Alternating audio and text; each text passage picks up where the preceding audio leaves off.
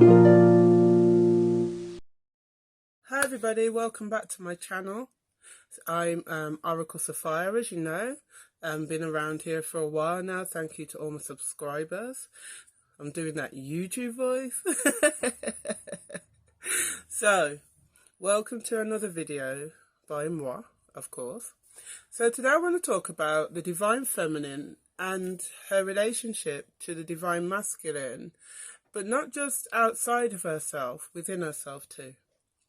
So, we have a lot of talk these days about the twin flame relationships. This is causing a problem for a lot of people I speak to, and it's also something that's come up for myself, because what's happening is there's a lot of inter-arguing in the community between what a twin flame is, what a karmic partner is, what a soulmate is, and what's happening is, for some people the terms are interchangeable.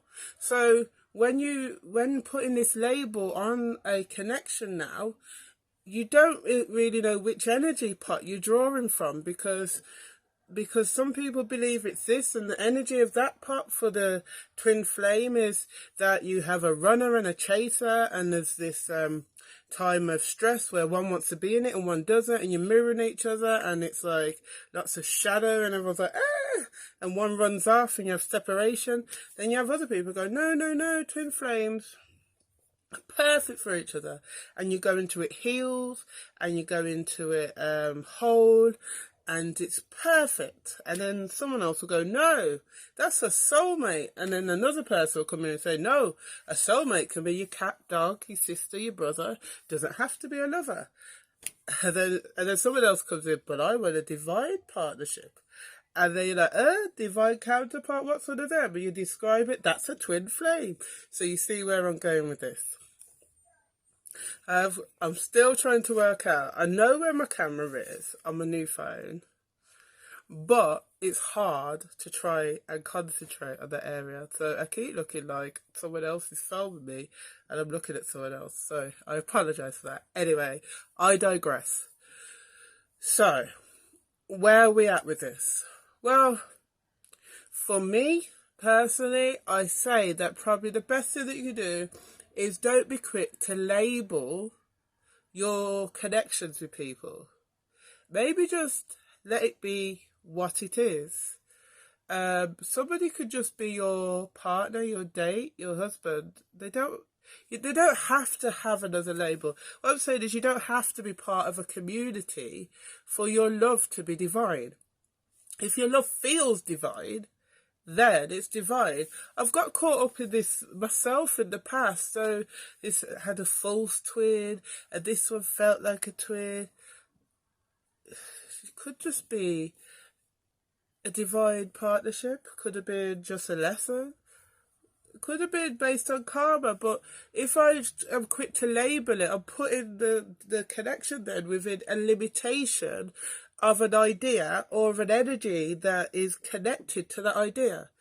So, in relation to that, is the same what I'm going to say about, one second, about, I was just putting, I do not disturb, the same I'm going to say about the label of being a divine feminine or a divine masculine.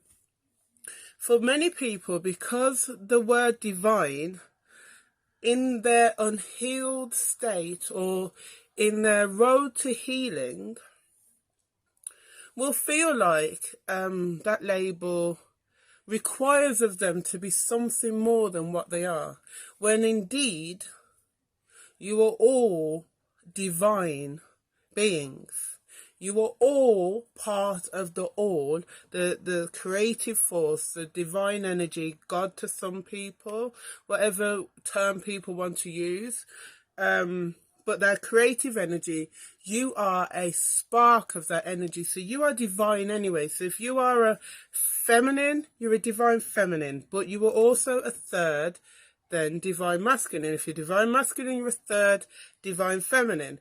So you are divine, so there's nothing you have to be, but you don't have to even subscribe to that label, because if that label makes you feel like it's another burden to carry. It's another title to live up to. It's another thing that you can't do and you're going to get wrong and you fail at everything type of thing. Don't take it on. But what you do have to accept, if you are on a spiritual journey, if you are attempting to traverse this spiritual path, that you are an eternal soul and you are a part of the creator, the creative energy that created that spark. You are an offshoot of that. Like your children are an offshoot of you. We're an offshoot of the creator. So the one thing you cannot deny is that you're divine, even if you don't feel it. But you don't have to feel like, oh, I'm divine. No, you can be all over the place. Like, oh, Sunday morning, got a hangover, believe me. But you're still a divine feminine.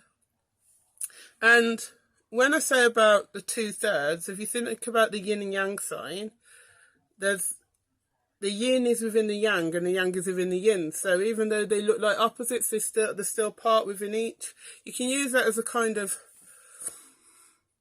I know it's not meant for that originally, but you can use it as a representation of the male and female to show that we have part within each. And it works. But you don't have to label yourself with it. Now we got into the part of, so if you say, I'm going to use a female as an example because you may have guessed I'm a female. So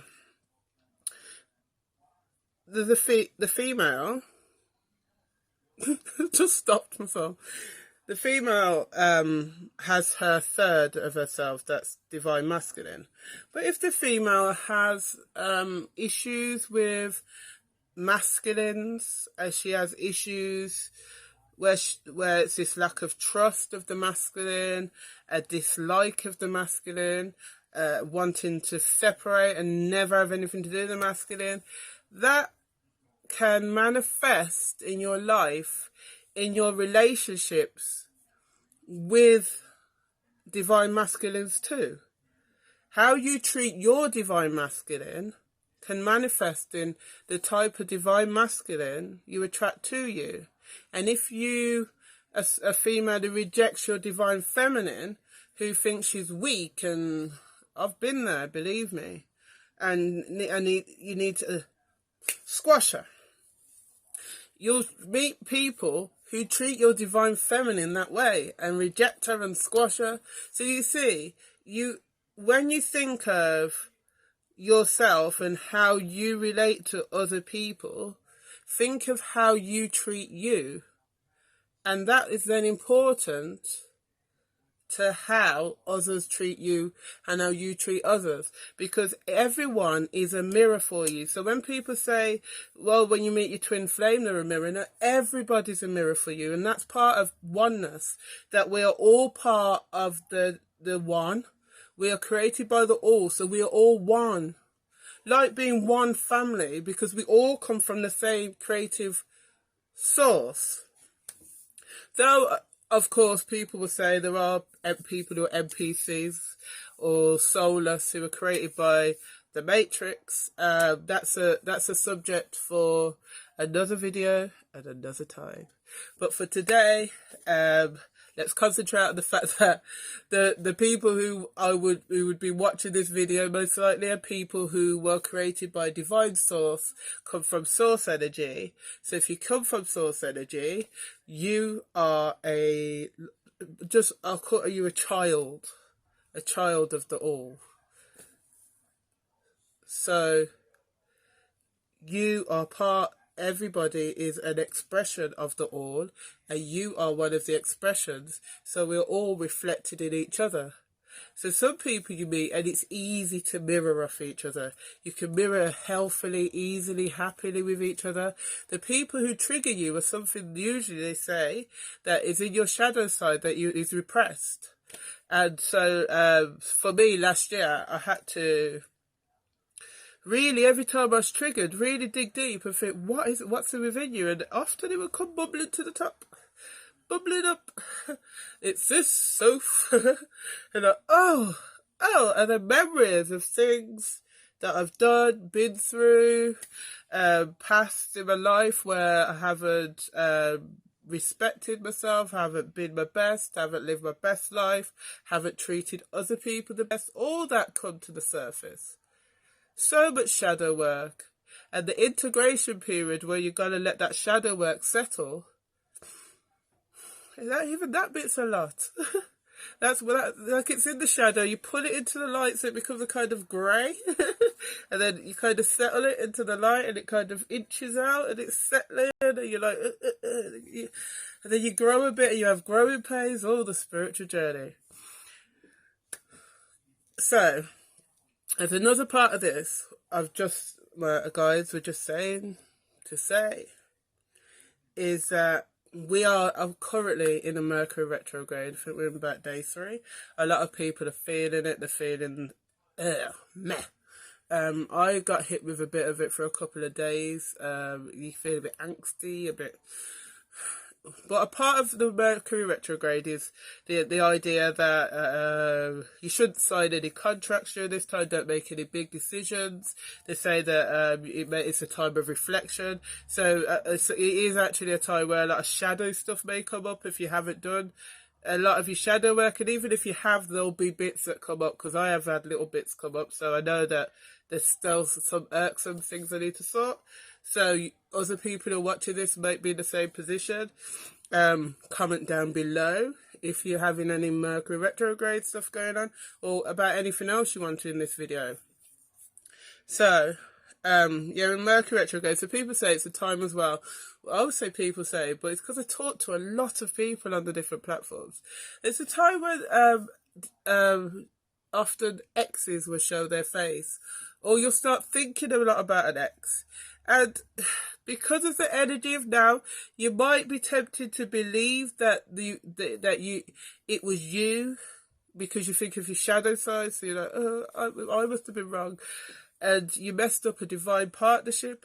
But remember, Mercury retrograde is not time to make big decisions. So you either need to make a decision to go and talk to that person and try and rekindle, or to cut them off quickly for fear that you might do that. Don't do anything. You can talk to people, do what you want, but don't do any decision making that is a finality. Like they say, don't sign contracts. Don't make energy contracts with people at this time either. If it's someone from your past, because remember, Mercury is in retrograde. Mercury is the planet of communication. The communication probably won't be what it would be if it was not in a Mercury retrograde. So if I was you, I would leave it for now. So, I say on my website, where it comes to my readings, which is sophiarowe.co.uk, if you didn't know. But I always put my stuff down below. I need them arrows that other YouTubers use.